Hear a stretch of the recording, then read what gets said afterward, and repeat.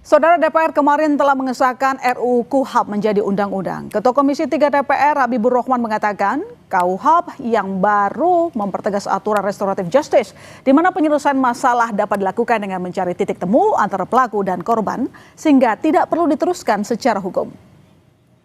Ya, keadilan restoratif ini adalah intinya penyelesaian masalah antara pelaku dengan korban untuk mengembalikan kerugian korban tanpa melanjutkan ke proses hukum. Banyak sekali perkelahian remaja misalnya, orang yang sudah damai tapi proses hukumnya sering lanjut, ya kan ya. Pertengkaran tetangga antar tetangga, orang yang sudah damai tapi proses hukum berlanjut. Ujaran ya, yang sekarang disebut ujaran kebencian, orang merasa dicemarkan nama baiknya, tidak dimusyawarahkan tapi prosesnya bisa berlanjut. Dengan KUHP yang baru itu ada yang namanya mekanisme restoratif justice, bisa dipertemukan pelaku dengan korban, dicari titik temunya sehingga nggak perlu lanjut ke proses hukum. Ini nilai-nilai luhur yang sejak zaman dulu sebetulnya juga sudah ada, tapi baru kita atur secara tegas dalam KUHP ini, ya.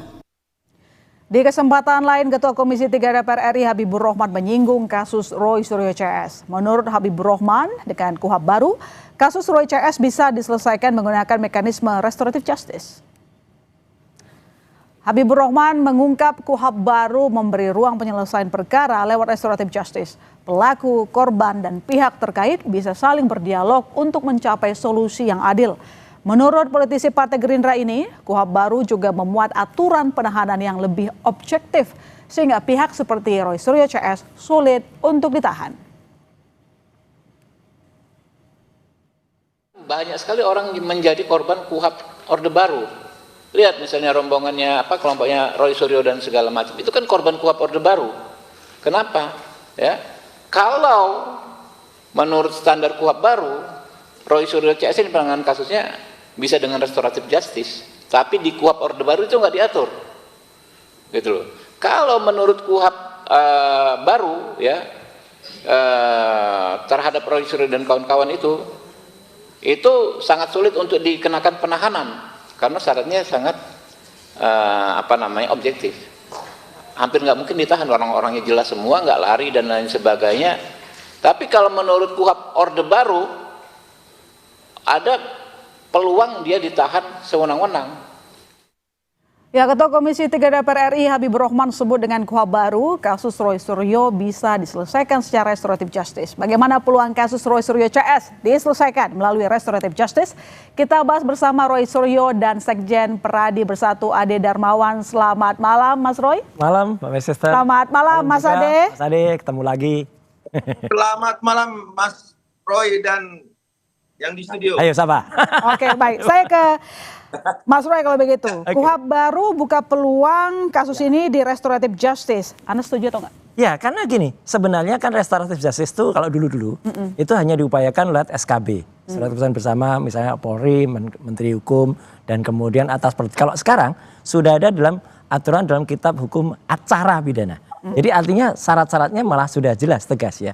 Kalau saya setuju dan tidak tergantung ya, kan RJ itu harus kesepakatan dua belah pihak. Ya kan. Tadi juga ketika kami ya, meskipun tadi pemberitaannya itu diterima di tim reformasi percepatan kepolisian, karena kami daripada hanya duduk bengong di dalam nggak boleh ngomong, ya kami memutuskan untuk kami lebih baik WO, walk out. Tapi walk out itu bagus, ternyata dalam kesempatan berikutnya kami ketemu dengan Prof. Jimli dan kemudian disampaikan kalau dibuka peluang misalnya untuk mediasi.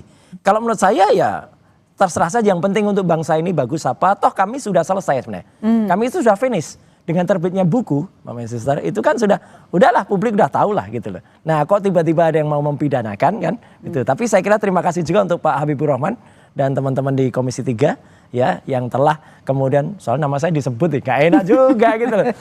Kemarin bahwa tidak mungkin Bambang ditahan. Kalau kemarin kan dengan objektif ya gitu, dan kemudian subjektif penyidik di atas 5 tahun. Wah, ini teman-temannya Mas Adi nih, tahan rompi orange gitu kan. Kalau sekarang kan ketawa. Saya kesahabatan sama beliau. Jadi artinya gini Mas Adi, kalau sekarang kan perlu dilihat, emang saya potongan melarikan diri gitu. Emang aku potongan tiba-tiba hilang ya. Kan enggak gitu loh. Kita kooperatif dipanggil juga datang gitu. Jadi kalau dari pihak Mas Roy tergantung kesepakatan, tapi dari Mas Roy oke lah dengan restoratif justice gitu Gini, lah ya. yang penting kalau tugas kami bertiga, trio RRT ini kan sudah selesai. Udah terbit buku. Bentar lagi terbit buku yang kedua. Udah selesai kan. Oh kayak gitu. Kalau Mas Ade gimana kira-kira ada restoratif justice? Terkait restoratif justice, kalau untuk KUHP yang baru, ya itu kan berlakunya di 2026. Ya, 2 Januari. Kalau terkait masalah apakah bisa digunakan restoratif, ini saya bicara itu dulu ya. Bisa nggak digunakan KUHP baru ini kepada Mas Roy dan kawan-kawan? Tentu tidak bisa, karena kan tidak berlaku surut. Aturan di undang-undang itu begitu, undang-undang dasarnya yang ngomong. Terus yang kedua, ya kan, restoratif justice itu tidak selalu harus menggunakan KUHP. Sebenarnya diatur di Peraturan Kepolisian Negara Republik Indonesia nomor 8 tahun 2021. Penanganan tindak pidana berdasarkan keadilan restoratif itu bisa. Nah, bisa dilakukan. Namun, kan di sini harus betul kata Mas Roy, sepakat bahwa ada kedua belah pihak di sini. Apakah pihak pelapor, ya, Bapak Insinyur Joko Widodo, kemudian Pradi Bersatu, terus ada beberapa relawan, apakah juga sepakat dengan hal itu? Tentunya kita kembalikan dengan rekonsiliasi, karena tujuan utama sebenarnya itu restoratif itu kan rekonsiliasi kan sebenarnya kan. Artinya ada kedua belah pihak yang menyetujui, kemudian ketika disetujui ya sah-sah saja. Kalau saya mengikuti apapun yang mungkin yang bila tidak keberatan Pak Insinyur Joko Widodo untuk melakukan itu, ya kita kembalikan ke Pak Insinyur Joko Widodo sebagai Presiden ke-7, ya kan. Kalau misalkan dan Mas Roy juga jangan juga ketika misalkan oke, mau restoratif tapi masih terus aja. Nah itu yang kan repot aku Mas Roy. Ngomongnya gimana gitu loh. Kan itu Mas Roy. Tetapi apapun itu semua kebaikan, karena perdamaian itu adalah hukum tertinggi di Republik Indonesia. Itu undang-undang dasar yang mengatur itu. Jadi artinya memang elok ketika kemudian semua pihak mau melakukan hal-hal seperti itu. Tetapi itu dikembalikan lagi kepada korban, karena selama ini kan korbannya adalah Pak Insinyur Joko Widodo atau Presiden ke-7 kan. Kita juga mengetahui suasana kebatinan beliau, ya kan, dan keluarga seperti apa, dihujat dan lain sebagainya, ya kan. Nah ini kita kembalikan. Tapi kalau berbicara restoratif justice, kalau kami tidak pernah menutup hal tersebut. Tetapi kalau Mas Roy, saya nggak tahu nih Mas Roy mau serius apa enggak, jangan sampai kena prank lagi nih kita nih, kan, gitu. Jadi ada restoratif justice, titik temunya adalah Mas Roy jangan lagi bas-basi ijazah gitu maksudnya? Bukan bas-basi ijazah, gini loh. Udah ini betul-betul dalam restoratif itu mungkin ya udah, misalkan andai kata keinginan gitu semua pihak, nih loh ijazahnya Mas Roy lihat, kan selama ini nggak pernah lihat ijazah nih, dikasih lihat nih. Tapi kalau Mas Roy, aku teliti dulu fotonya, wah repot, nggak bakal ketemu itu. Kalau bakal ketemu itu. Oke, kalau ada restoratif justice, Mas Roy gimana kira-kira? Mau berhenti bahas soal ijazah atau enggak? Loh, kalau kita kan ngomong apa adanya, A harus A, B harus B. Jadi artinya dengan terbitnya buku Jokowi White Paper, kemudian sebentar lagi launching buku Gibran Black Paper, ya. Nggak berhenti berarti Mas Roy. Loh, itu berhenti begitu terbit buku kan selesai. Tergantung juga sekarang. Misalnya diteruskan, ya. Kan sudah banyak pendapat. Prof. Jimli, Prof. Mahfud, Prof. Komarudin Hidayat, ya, Pak Susno Dwaji, Prof. Henry Subiakto, itu adalah perancang undang-undang ITE loh, yang mengatakan pasal 32 dan 35 ini nggak bisa. Anu kan banyak sekali. Terus kemudian ada Prof. Toto Saksono, ada juga misalnya Pak yang dari KIP barusan, ya, Pak Rodenmus siapa itu, ya, yang kemudian itu dan kemudian makin terbuka kemarin dari sidang KIP bahwa ternyata ada beberapa pihak kayak UGM dan juga KPUD Solo, itu kami sudah lihat aja, itulah lihat. Fakta-fakta kan sekarang tergelar. Tapi artinya saya secara pribadi dan secara tim, ya, tim RRT dan juga tim kuasa hukum kami itu mengapresiasi upaya ini, ya, upaya Komisi 3, dengan Ketua Pak Habibur Rahman, upaya tim reformasi percepatan Polri, tadi Pak Prof. Jimli, ada Prof. Mahfud tadi juga, yang kemudian mengupayakan mencari titik temu yang terbaik. Artinya titik temu yang terbaik itu gini, kalau kemudian udah ada titik temu yang terbaik, entah itu nanti RJ, entah itu nanti ada mediasi, entah itu nanti ada deponering, entah itu ada yang lain ya, ada breaking untuk kasus ini, ya kita lihat. Tapi ternyata ada ya biasalah teman-temannya Mas Ade ini misalnya masih terus juga menyuarakan lampu kuning, lampu orange, tangkap. Mas Roy. Ya itu kita ketawa aja nanti. Jadi artinya dari Mas Roy sendiri berharap ada mediasi dan restoratif justice? Saya menyepakati apapun nanti yang terjadi. Apa yang oke, nanti ya, kita saya ikut aja. Oh, nanti ikut Enak aja. kita. Kami akan segera kembali saudara, tetap bersama kami. Nah, muncul ide-ide antara lain misalnya Pak Asgaf tadi mengusulkan bagaimana bisa nggak mediasi? Oh pas itu coba tanya dulu mau nggak mereka dimediasi, ya kan? Baik pihak Jokowi dan keluarga maupun pihak Roy Suryo dan kawan-kawan mau nggak dimediasi? Nah, jadi status tersangkanya tetap, ya kan? Tapi dimediasi dulu. Kalau misalnya ditemukan titik temu, ya kan, ya bisa tidak dilanjutkan pidananya.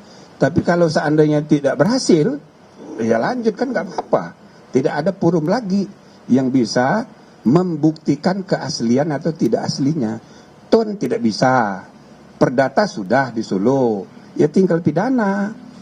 Nah, kalau mau, ya penal, mediasi penal namanya sesuai dengan filsafat KUHP dan KUHAP yang kemarin disahkan, yaitu restoratif justice. Ya, jadi Mas Roy sebenarnya mau dimediasi nggak dalam kasus ini? Kami lagi-lagi Mbak Maisester dan semua pemirsa Kompas, bahwa yang kami lakukan tuh alhamdulillah kalau untuk Jokowi udah selesai. Ya, jadi udahlah kesimpulannya itu. Loh kok tiba-tiba dituntut kan? Jadi artinya ketika dituntut ya pilihan kita cuman ya supaya bisa dihentikan penuntutannya. Dihentikan penuntutannya, artinya memang sebenarnya mau dimediasi dong. Ya, tapi kan lihat syaratnya dulu apa syarat. Syaratnya apa kira-kira kalau dari Mas Roy? Ya udah selesai. Nggak ada apa-apa dong. Jangan ungkit-ungkit gitu. Iyalah, gitu. Tapi bukunya tetap terbit gitu. Loh ya kalau buku masa buku mau ditarik? Nggak mungkin lah. Jadi buku itu ketika misalnya kemarin sudah ada undangan, misalnya buku itu mau dibahas di mana, ya biarkan aja. Itu kan diskusi ilmiah soal buku. Buku yang mau terbit, black paper, ya silakan aja itu. Buku kan beda. Ini kan soal Jokowi lain dengan soal anaknya kan. Nah, nanti apapun nggak boleh nyentuh, ya repot kan. Kita kan bernegara boleh aja kita kritik soal WUS juga harusnya tetap nggak boleh. Kemudian kita kritik soal SMK misalnya, ya boleh. Gitu. Tapi ketika Mas Roy bilang ya kami sudah selesai dengan terbitnya buku, tapi nanti akan tetap cari-cari bukti yang lain nggak? Bisa ke desa-desa gitu? Tidak usah kami mencari, bukti itu akhirnya keluar sendiri. Lihat KIP kemarin, akhirnya KPUD Solo terbongkar kalau dia memusnahkan belum ada setahun. Akhirnya terbongkar dari UGM kalau ternyata itu bukti-buktinya dihilangkan, dihitamkan semua. Akhirnya terbongkar. Juru bicara dari Polda Metro kemarin menyatakan ternyata itu yudisiumnya bukan sarjana, sarjana muda. Nah, udah saya senyum aja kan nggak saya gas lagi udah fakta itu terjadi di masyarakat. Oke. Baik, Mas Ade, Mas Roy-nya udah tertib katanya. Jadi sebenarnya apakah nanti kira-kira berujung pada mediasi nih? Jadi gini Mbak ya, jadi bahwa kemudian akan dilaksanakan restoratif justice saat ini, saya rasa ini belum bisa terlaksana juga karena kan belum selesai pemeriksaan yang 5 kan. Yang 5 ini kan belum dilakukan pemeriksaan. Satu aja belum di BAP. Saya meyakini bahwa kemudian diajukan oleh misalkan nih syarat-syarat restoratif itu kan menurut Perkapolri tadi yang saya sebut bahwa itu tentunya ada pengajuan dulu nih. Pengajuan dilakukan, terus kemudian apakah disepakati oleh pihak korban ya. Terus kemudian setelah sepakat nih, diadakan tentunya mediasi. Nah, mediasi di dalam mediasi ini akan timbul kesepakatan. Kemudian Mas Roy tadi menyampaikan bahwa buku Jokowi White Paper tadi itu tetap terbit. Nah, kalau Jokowi White Paper itu adalah bagian dari fitnah tertulis, ya ditemukan misalkan diperiksa nih bahwa ini juga ada fitnah tertulis misalkan ketika kemudian Mas Roy nggak selesai sudah melihat jasa terus sudah meneliti, oh ternyata ini salah nih, apakah masih perlu diedarkan Jokowi white paper? Kan itu jadi pertanyaan question mark-nya tuh. Kalau bila mana ini terjadi, ini kita berandai-andai ke depan. Artinya kalau itu terjadi terus Jokowi white paper, masa fitnah tertulisnya masih menyebar? Kan itu berarti persoalannya tidak selesai. Hadapi juga dengan buku dong. Iya, enggak Mas Roy. Maksud saya, ketika itu ada pemenuhan unsur tindak pidana, penyebaran berita secara tertulis, kan ada dua, melalui media elektronik, melalui tulisan, ya kan, melalui lisan. Artinya, pasal baru berarti. Juga Jokowi white paper itu adalah fitnah tertulis. Ya, karena pasal baru lagi nih, ini berarti nggak mau mediasi ketawa. Saya meyakini gini, Mas Roy. Ini saya berbicara dalam konteks hukumnya saja, Mas Roy. Ya. Artinya, ketika terpenuhi itu, Mas Roy, kita nggak bisa nafikan loh bahwa ada fitnah tertulis melalui tulisan. Ya makanya kan terbitkan buku juga, ahli-ahlinya. Nah, saya jelaskan dulu, saya selesaikan dulu, Mas Roy. Buku lawan buku, dulu, Mas itu Roy. keren. Saya selesaikan dulu. Bahwa kemudian ada fitnah tertulis, apakah itu toh tetap dilanjutkan? Nah, itu merupakan satu kesepakatan antara si pihak yang akan melakukan restoratif justice di situ nantinya. Nah, ketika kemudian, oke, aku lihat nih ijazah Pak Jokowi ini yang disita mana nih? Setelah dilihat, misalkan nih Mas Roy, ini keyakinannya bagaimana? Yang tadinya mengatakan bahwa stempelnya ada di belakang, ya kan? Ada di belakang putri. Nah, tapi apapun itu, monggo kerso, kita mengikuti apapun yang menjadi satu keputusan hukum. Baik itu melalui apapun, sepanjang instrumen hukumnya disediakan oleh peraturan dan perundang-undangan termasuk Kapolri, KUHAP, kita monggo kerso, yang penting aman, damai negara ini kan, bangsa ini kan. Ya, jadi kalaupun tadi dibilang sama Mas Roy, kami udah finish kok, tapi ternyata bukunya masih beredar. Menurut Anda tidak ada etikat baik dari Mas Roy? Dicetak kan? Iya, udah dicetak. Tapi maksudnya peredarannya tuh katanya tadi. Ya nggak ada, itu kita kembali ke zaman batu, bukan ke zaman Orde Baru, tapi Orde Batu itu. Ada buku di sweeping. Ya nggak bisa kamu Mas Roy, nggak fair. Ya enggak lah, sama lah. Karena buku cetak itu jauh lebih baik, jauh lebih mudah isolir daripada elektronik.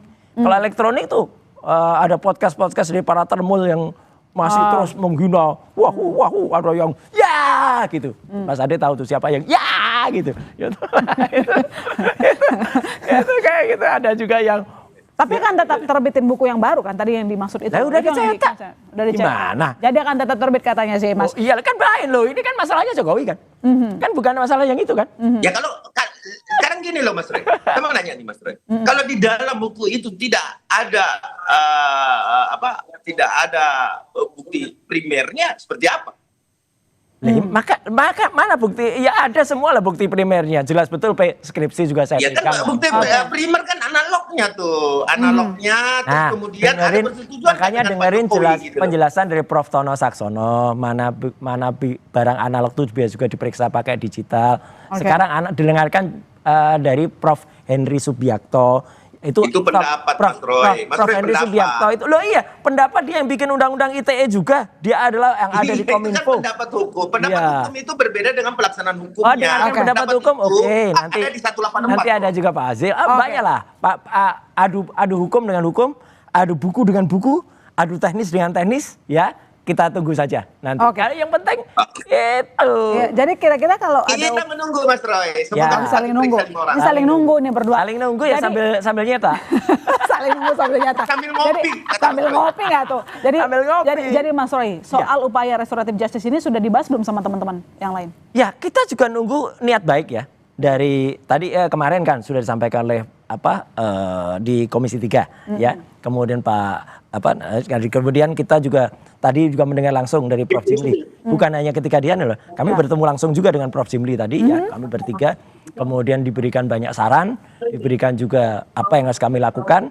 Ya udah, kita ikuti aja gitu loh. Artinya proses ini dengan baik karena kami tetap pada standing point yang kami tulis itu adalah untuk ilmu pengetahuan, untuk masyarakat, dan kalau buku itu ya itulah karya ilmiah. Kalau memang ada yang nggak setuju dengan buku ya silahkan kita tunggu bukunya. Oke, baik. Terima kasih Mas Roy, terima kasih Mas Ade telah bergabung di Sapa Indonesia. Tunggu ngopinya ya Mas Ade, itu janji tuh katanya. Oke. Terima kasih Mas Roy. Siap, ayo. Ya.